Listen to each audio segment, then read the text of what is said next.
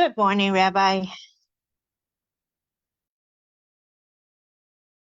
Everybody, as you go to the Chitas of today, holding the fifth reading in the portion of Shmini, we are holding on chapter 10, verse number 16. The Soyer Achatis, and the Moshe Rabbeinu investigated Dorash Moshe. Moshe Rabbeinu investigated about the sin, concerning the offering of the sin, the goat. And he heard that they burnt it totally. Moshe Rabbeinu got angry on Eleazar and his son, Bnei Aaron, on his children of Aaron. He got angry at them. Lamer saying, how she says, what's the story over here? This is the he-goat of the Reish Chodesh, Musaf Reish Chodesh. So part of the service, because that day was Reish Chodesh, it was Reish Chodesh Nisan. So besides all the offering that they brought, they also brought the Reish Chodesh Musaf. That's what we daven Musaf Reish Chodesh, is for this goat that is brought for a chatos, on a sin offering on Reish Chodesh. On that day, the Chodesh Nisan, 3 sin offering goats were sacrificed. As it says, to take a he-goat as a sin offering, the he-goat for Nachshon and Salman and Nadav, and the he-goat for the Chodesh. There was 3 different sin offerings. One that the Kehanim brought for the day of the anointment. Nachshon and Aminadav brought a goat, a sin offering, and it was a Chodesh. So there were 3 different sacrifices, sin offerings that were brought. Now, all of these, the only one burnt was this one. This additional offering is Chodesh. And why did they burn it? Sages of Israel are divided on the matter of why they taka burnt it. Some say that it was burnt on account of uncleanliness that they come in contact with, while others say that it was burnt because Aaron's sons were owning him. Because this sacrifice came under the category of a holy sacrifice that could also be sacrificed in the future generations. The Moshe Rabbeinu told them they had to eat from all the sacrifices that day, even though they were owning him. But they divided between the sacrifice that was only brought then, like the sacrifice they brought for themselves, or Nachshon and Nadav was never brought again, and the Siyam didn't do it again. So this sacrifice was always brought, every Chodesh. So there was that argument between Moshe Rabbeinu and the sons of Aaron, as you'll soon see, should have they considered it as the other sacrifices, or should have they considered it separately? That since this was a sacrifice that would bring to the generation of future, and they were owning him, they were the mourners in a way that couldn't really mourn, but they were still owning him. They just lost their brothers today. So that was the argument between Moshe and Aaron.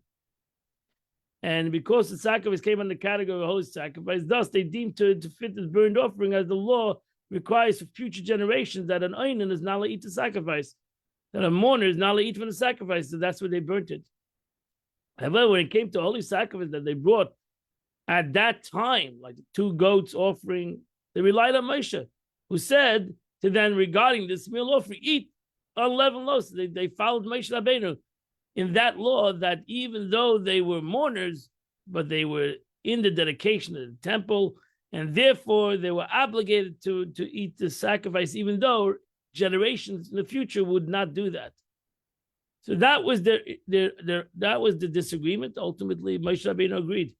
So Darash Tei Dirishis, Darash, this was double expression of 2 investigations. Moshe asked, why was the sacrifice burnt? Number 2, why have the other sacrifice not been eaten? This was taught in Teres Kohanim. Eleazar his son, why did he get angry on Eleazar his son? He should have got angry on Aaron. So out of respect to Aaron, Moshe turned to his sons. He got angry at his sons, not to show disrespect to his older brother. Lamer, he said to them, I'm not just getting angry. I'm not angry for anger. You have to respond. Why didn't you eat? Why'd you burn this chatas? Why didn't you eat this from this carbon in the Beis Hamikdash? Because it's holy of holies. The sin offering is the Holy of Holies. It was given to you. Lasi says Avena to carry the sin of the community, to forgive them. She says, but had they eaten outside the holy place, had they not burnt it, what then did it mean? He said to them in a holy place. He knew that they didn't eat it, but they didn't leave the Beis Hamikdash. But by phrasing the question this way, Moshe was asking Aaron's sons, perhaps that you sacrifice went out of the hangar to the courtyard. Maybe that's why you didn't eat it, because it went out of the Beis Hamikdash for whatever reason. Didn't go out anyway. Kikodesh Kedashun, and then of course it becomes invalid by going out. He was trying to figure an excuse for them. They answered him, no, it didn't go out. So Moshe said, so well, since it remained within the holy place, why didn't you eat it? For the Kohanim eat the sacrifice, and thereby the owners are granted atonement. From here we learn that the he-goat was burnt. That was burnt was the he-goat of Reis Chodesh, for which atones the sin of uncleanliness concerning the sanctuary and its holy sacrifice food. For the sin offered on the 8th day of the investors and the sin offered next to another were not brought to effect atonement. So this was the sin offering of the Reis Chodesh sacrifice was for the atonement for the months and if anybody brought into the Beis Hamikdash came unclean. Behold, the blood was not brought into the sanctuary within. Again, remember the different kind of chatas. Certain sin offerings, the blood was brought into the Beis Hamikdash. That was like on Yom Kippur. Or the carbon of the sin of an entire community. But this was not. This was a private situation. So you had to eat it in the holy, as it's commanded. So this was not like the ones that were brought inside the Beis Hamikdash, because those you have to burn it outside of even of the Beis Hamikdash, to go out of the camp. But this was not that way. This is a carbon chatos. A regular carbon chatos was eaten in the Beis Hamikdash. For its blood has been brought in if the blood has been brought in the Holy of Holies, the holy, they would not have been required to burn, they would have been required to burn it. As it says, but any sin offering whose blood was brought into the tent of the Holy Atonement, you shall not be eaten, it shall be burnt in fire. like the chatas sin offering that was brought in Kippur was not eaten, was burnt. So Rashi says you should have surely eaten it, even though you're owning him, even though you are mourners. As I command you concerning the meal offering. So he was angered at them. Why didn't they eat this carbon? Aaron responded. He said to them, "But today did they offer up their sin offering? And the burnt offering, Lifnei Hashem. And this tragic thing happened to me. And when I eat the sin offering today, would the Lord would have been pleasing to the Lord? So now she says, again, it's also an interesting thing that happened over here, because Aaron responded. Especially the Dibur scriptures as thus followed by the word lamer, also names boldness. As it says, the people thus spoke Vayidaber against God and Moshe. Why did you bring us up out of Egypt? Thus, in this verse, Adam boldly responds to Moshe's investigation. Is it possible that Moshe addresses the anger to Eliezer and his son Aaron respond? Why does Aaron respond? However, this demonstrates to us the behavior of Aaron's sons. They had unbelievable respect. They knew the answer, but they were not going to answer in front of their father. They're not going to answer their uncle, Moshe Rabbeinu. They weren't going to challenge him and tell him something that he did not know. Right? So therefore, that shows Aaron was only out of respect for their father and for their uncle, their teacher. They said it is inappropriate that while our father is sitting in front of us, we should answer in his presence. And it's also inappropriate that a disciple should refute his master. So we're not going to hear challenge Moshe Rabbeinu. One might suggest that the sons did not respond because Eliezer was not capable, meaning he did not have the courage to answer. Therefore, we know that later on it says Eliezer spoke before the whole army. He was not a shyful guy, and neither was he afraid to speak. So therefore, we just see that Eliezer wanted to. He spoke before Moshe, and Moshe Rabbeinu was standing there, and before the princes. So he was not a person that had any shyness and bashfulness. I found this explanation in the second version of Sifri. He said, "What are you saying?" We could simply said that such a tragic event like these have befallen me. Rather, Moshe said to them, "Did you perhaps sprinkle its blood while you were einin him? And you have probably known that an einin who performs a service renders the sacrifice invalid." So I don't answer, "Hey Makrivu," but they did. But did they who offer up the sacrifice? The ordinary kohen, for whom the law is invalidation by an einin applies, I offered them up. For I am a kohen gadol. So I did the sacrifice. If you want to challenge, you got to challenge me because Teitaka didn't do it. I did it. And the kohen gadol is permitted to offer sacrifice in einin because the kohen gadol has a different law. But the Krena Isaac Hela, because these words Aaron was effectively saying, my point is, would it be just valid, even if those who died were not my sons, but other relatives, whom I am obligated to mourn as an einin, like these, such as all these enumerated in Pashas Kehanim later on in Leviticus 21:13, for whom a kohen may become unclean to. V'chalti chatas, meaning if I would eat the sin offering, however, here's the meaning, if I had eaten the sin offering, would it be pleasing to God? Meaning that this was an offering that would be brought up to generation. That I had to eat the offering of a sin offering today was only the offerings that was only today. It would only happen today. The offering of the inauguration, the offering of Nachshon ben Aminadab. These two offerings were only brought today, never again in history. But do I need to do when I bring the Chodesh offering? Hayoim, today would not have been pleasing to God. However, tonight I could have eaten it because an einin is permitted to eat the sacrifice at night. So if you would do, just wait a couple hours and then we're allowed to eat it.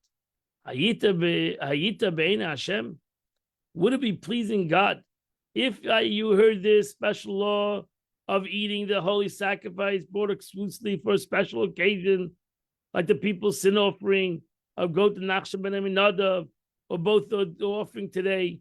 You'll be no right to be lenient regarding the Lord, regarding the holy sacrifice offering of future generations. I don't believe that the Eibishter would be happy that we would eat from the sacrifice in this situation of generations. Like the sacrifice of the Chodesh, which about you ask, why did we not eat it? So here they challenge Moshe Rabbeinu. Yishma Moshe. Moshe Rabbeinu listened. He heard what Aaron said. Vayita b'yena. And he said, "You're right." She says, "Hoide v'loy boish." Moshe Rabbeinu admitted to Aaron he was correct and was not ashamed. He was not ashamed that he made a mistake. Loimer, he could have covered up and said, "I didn't hear this law." Moshe Rabbeinu said to Aaron, "You are right. I did hear that an einin must not eat a sacrifice. I made a mistake, but I forgot." So here Moshe Rabbeinu shows the greatness. Shows actually this whole story shows that Moshe Rabbeinu, the greatness of Moshe Rabbeinu, the greatness of Aaron's sons, the greatness of this beautiful family who knew how to talk to each other, and that completes the Chumash for today. We continue in the teaching of the Tanya. We're holding in the middle of chapter 38 of Tanya.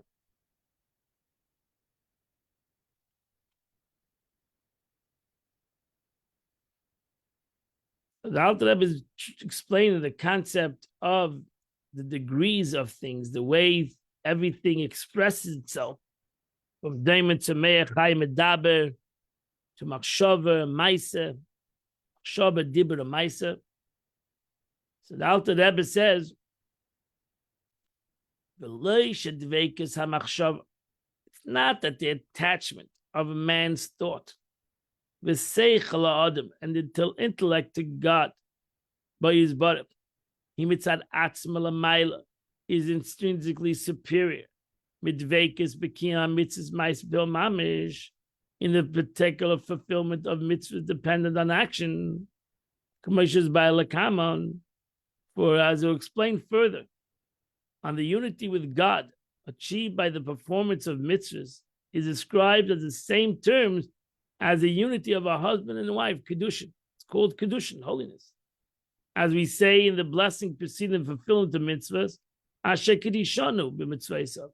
God sanctified us. As it shows the concept of a true concept of marriage, intimacy, connection, oneness. Every mitzvah is a kedusha, like the marriage, kedushin.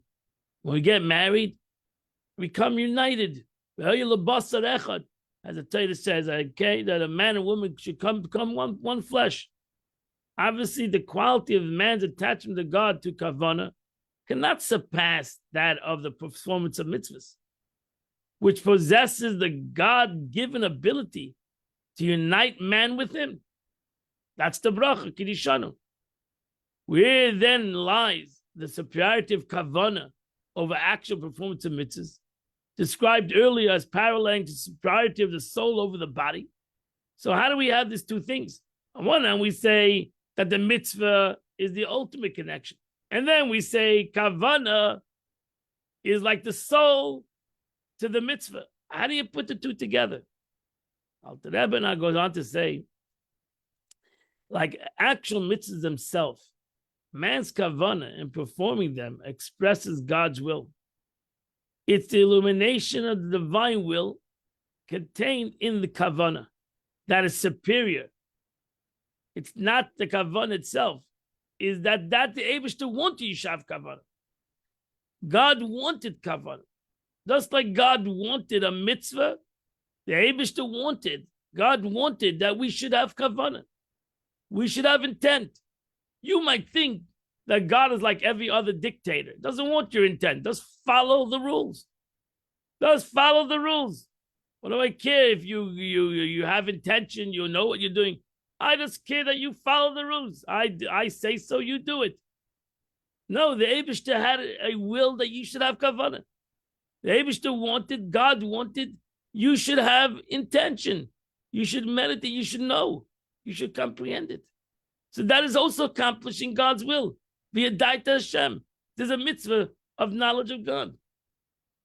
So that's also God's will. So just like there's the will of God in the mitzvah, there's the will of God that the Eibishter should become part of your kavanah. That God should become part of your knowledge. Your knowledge should be united with God's knowledge. That was the whole kavanah too. That was the whole ratzon of the Eibishter. That was the ratzon of God.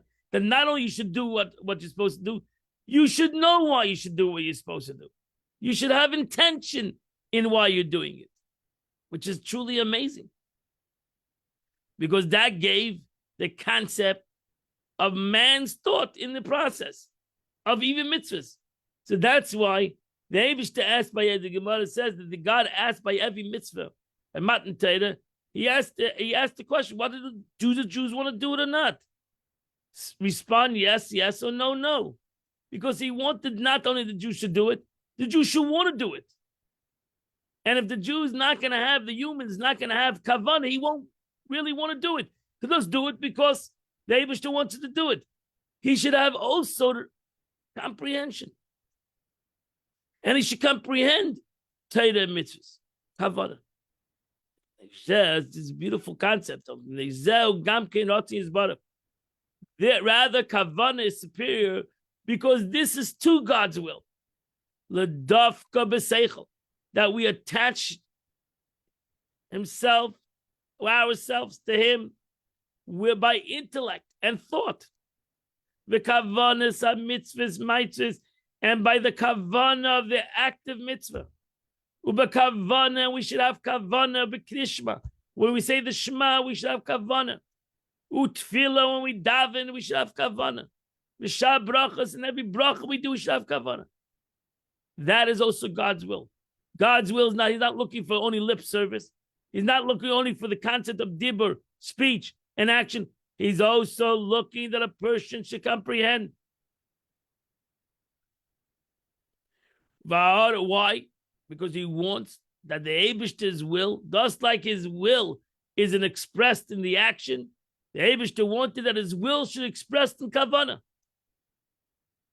Hami'iram leju kavanah zu, that it radiates and closes in this kavanah, in this thought. And that's why it's beyond, it's infinitely greater. It's much higher. It's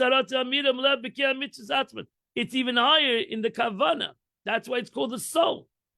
The Eibishter had a rotzen that our das, as the Alter Rebbe explained in the beginning of Tanya, there's no greater unity than the unity of when you learn Torah. That's why you say everything in davening. Talmud Torah keneged kulam. Because the learning of Torah is a unity of my mind with God's, my wisdom with God's wisdom. And that unity is a unity that's unbelievable. It's like the unity of when we say, what is a true intimacy between, what is the true kedusha between in a relationship? Is called, and even in Torah it's called that Adam Yodas Chab, that they had an intimate knowledge of each other. It was not just they had a physical relationship or they did things to each other, they understood each other.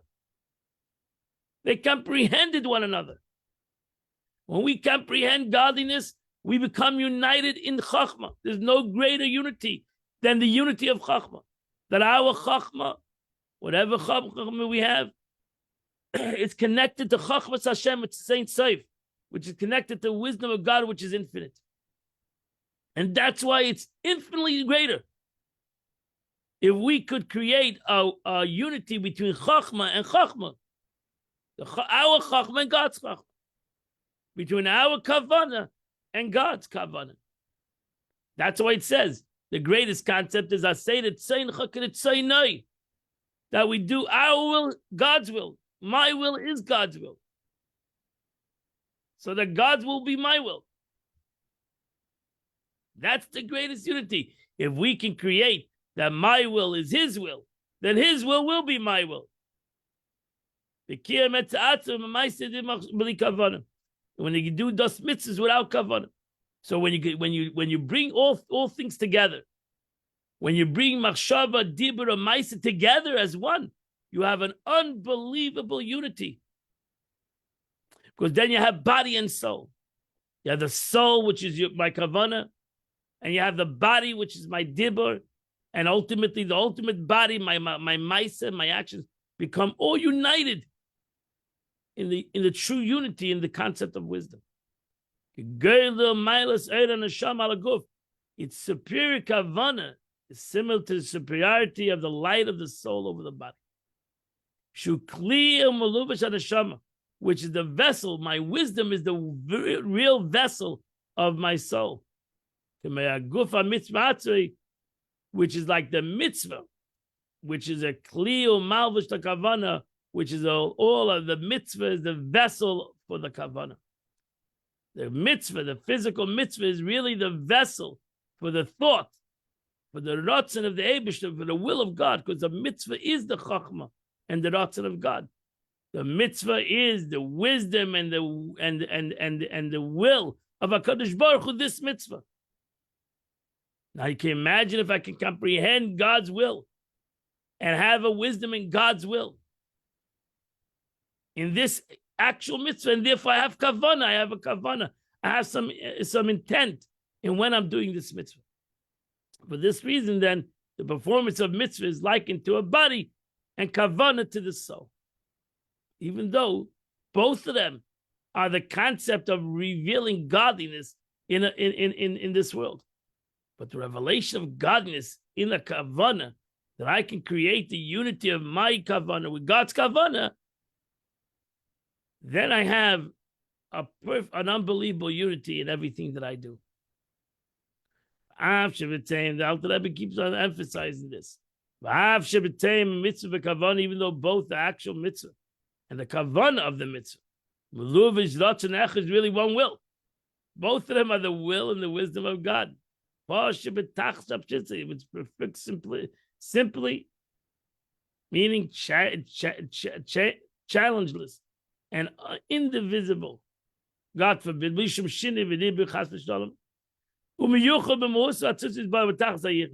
So there cannot be, it cannot be said that Kavanah contains more of God's will and a performance contains less. You really cannot say that. And this will is united with God's essence of being the perfect unity. Afal became, nevertheless, ha'ara, it's illumination. Ain't a shav. And that's we see that in life. Self-understood. Things that I understand that I'm doing, I have a greater simcha in doing it. Things that I have kavana, I have a greater excitement. I have a greater feeling of attachment. Things that I just do out of rote, because I'm supposed to do it, it comes and goes. And therefore, it's simply the order. Even though the mitzvah, even though I still do the mitzvah, whether I have a feeling or don't have kavanah. I'm going through a rough day, and I really don't have time for kavanah and don't have time for understanding. I just do it. Yeah, that's correct. You should just do it. Because you bring down the will, you're doing the will of God. And you're bringing down God into the mitzvah you do, whether you have kavanah or not. But if I can have kavanah, now that's why it's called an neshama. If I do the mitzvah without kavanah, then I'm not there.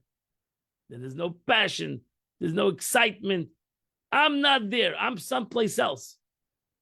I'm doing the mitzvah, but I'm someplace else. It's like when I do a favor to somebody, I really don't want to do it. I know I don't want to be there. The person that I'm doing the favor might even know that I don't want to be there. And I'm just doing it because I have to do it, whatever. Imagine if I do a favor to somebody and I want to do the favor. I'll be excited to do the favor. The person I'm doing the favor will feel that excitement. That's what the Gemara says. That if you give money to a poor man, you just give it to him, you get a mitzvah. It's tzedakah. If you give it to him and you uplift him, you hug him, you give him a good word, you tell him, God should bless you, you should be successful, don't worry, you'll one day give others, and you uplift him, you get more than, I think, 11 mitzvahs. Why? Because you gave him a neshama. You showed him that you're not doing this because, you have the money and he doesn't. And you have to give him because you have no choice. No, because you want to help him. You really want to help him. You feel for him. You feel it's a whole different world. Even though, let's say you're not in the mood or you don't like the guy, you still have to do the mitzvah. The mitzvah has to be done. Because that's the Ratz in the Eibishter. Whether you like it or not, when a person asks you for help, you can him help. The expression in the Gemara, whoever reaches out his hand, you should give him. That's it. Whether you have a good way, you feel it, where you don't feel it, he's got to do the mitzvah. That's the Ratz of the Eibishter. That's what God wanted. That's why this ani came to you for that reason. God sent him, so you should help him. But if you have kavanah, you understand what you're doing, you have a feeling to the other person, you care about him, etc., etc. It's a whole different reality. It's a different reality to you. It's a different reality to the poor man, etc., etc. So too in everything that we do. If we do with kavanah, if we have we have understanding, we have comprehension, we understand what we're doing, we think about before we do it what we're doing, we create a desire, a compassion, a ratzon, a will to do it. It's a whole different davening. It's a whole different mitzvah. It's like, again, it's the neshama. Without it, the mitzvah is a guf, like a body without a soul. With it, it's a body with a soul. It's a living organism. It's something that's alive. It's something that's living. And that's self-understood, the difference. Even though both of these concepts are revealing God in the world, which both ultimately are doing the same exact thing, is the concept of bringing godliness in the world. In the contraction and expansion. performance of mitzvah, this illumination, the state of contraction, one attachment with God will be readily apparent. In the kavanah, however, the illumination is a state of expansion. And revelation in one's soul here, clearly one's thought and intellect are attached to God. In the note which follows, the Alter Rebbe traces the difference between mitzvahs and their kavanah to their source in the supernal svidus. So now he's going to go more deeper, more in Kabbalistic a little bit. We'll bring down the Zohar. Each sphere consists of an oir, light, and a kli. Everything in the way the Eibishter created the world is oir and kli, a light and a vessel. Neshama and guf is a light and a vessel. A vessel, a receptacle for that oir, for that light. The kelim of spheres have a well-defined character. One is chachma, one is bina, and so forth. That's the vessel. When you say something is chesed, it means the vessel of chesed. Chesed itself is an oir, is an infinite light. But it comes in the vessel of chesed, and so forth. The oirs, however, are godly energy. So you really cannot put them in a vessel. They're above vessels. The vessel, that's why the beauty of Atzilus, you don't see the vessel. You see the oiris. Even though you have chesed, gevurah, and teferes, etc. in the world of Atzilus, it's more oiris than vessels. The vessels are not seen that much. As it comes into the world of Bria, the world of creation, now vessels are seen more than oiris. And ultimately, you come in this world, you don't even see the oir at all. You only see the vessel. And that's the difference. So there's oiris and kelim. So the oiris, however, godly, simple energy in the sense that they are devoid of definition, really. So it's hard to define what is oira chesed and oira gevura. They're both the same. That's why everything that comes from above is one entity. Is oira vaya, oir ein sof, an infinite light. Ultimately, the vessel creates the definitions of the way it comes into chesed, and the same light, the way it comes into gevurah. So they are devoid of definition, unlimited, and not restricted to any specific character. Restated, this means that kelim are the contract and limited, while the oiris are expanding and unconfined. The very trait that difference between mitzvahs and kavanah. The mitzvah is ultimately in a physical reality. Is kelim more. And kavanah is oir. Machshava is oir. And that's where it all comes from. So kavanah, mitzvahs come from the kelim of Atzilus. The vessels of chesed, that's good things to do, gevurah, things you should not do. Ultimately, the oir is simple, is all the same. Whether it's to do or not to do is what's the ratzon of the Eibishter. That's what's important. What's important is the will of God. Whether it's the positive or the negative is not important. It's all the same concept. Whether I'm doing something or not doing something, it's for the same reason, because that's what God wants. So it doesn't make a difference to do or not to do. They're all equal. They're all the same. But once they come into vessels, now you have mitzvah say, positive commandments, and mitzvah leisesa, negative commandments, which are not equal in this physical world. And they're not equal in the rectification in the physical. Once they come into kelim, once they come to vessels, now they have their limitation. And they have each vessel is different. But in oir, there's no difference. That's why in Chassidus, you learn there's no difference in a mitzvah and aveda. It's both the same thing. It's the concept of the will of God. God didn't want you to do A, and he didn't want you to do B. So what's the difference in them? There's no difference. That's why the Mishnah says, don't evaluate a mitzvah. Don't evaluate a Veda. It's not to the Eibishter. So how can you evaluate it? The Eibishter is infinite. The Eibishter is oir. You can't evaluate oir. You can evaluate kelim, but you can't evaluate oir. You can't evaluate light. You can't evaluate God. Because of its kaim, as it brought down in Kabbalah, Kavanah is a mitzvah Talmud Torah. The concept of Kavanah, same thing in Limud Torah, learning. Learning never ends. A mitzvah does end, so to say. You can put on tefillin at night, so it does end. But learning Torah never ends. The expression is you should learn Torah day and night. So the mitzvah and limit Torah doesn't end either. But why? Because Torah and kavana, thought, is all oir, all light. The gufa mitzvahs, and then the physical mitzvah that we do, and madregas kalim, that comes into vessels. Shemechinas tzimtzum, which represents contraction. Because the second you do a mitzvah, it has its time and it has its place. Because through the contraction, but this mitzvah also comes from Ur. But through we contracted the Ur, the Sava Kalim, we have the creation of Kalim. So even though like Urus Datzilus creates Kalim Datzilus, the lights of the Atzilus that creates the vessel of Atzilus. So, but ultimately the Ur needs to contract itself so that there should be a Kali. So that alone, so the contraction comes from the Ur, that's correct.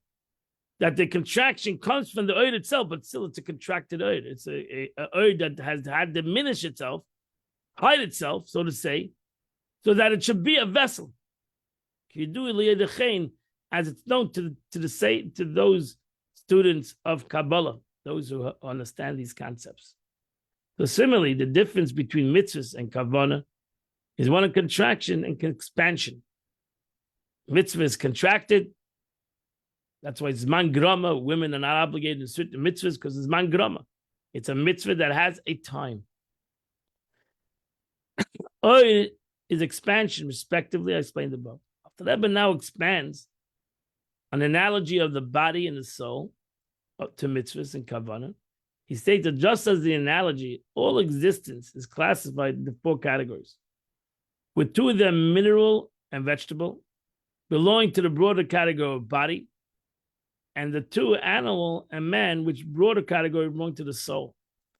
So you have the 4 levels we mentioned before in Kabbalah, are the daimim tzemeach chai medaber, inanimate objects, vegetation, animals, and humans. The Alter Rebbe says you can divide these 4 categories into 2.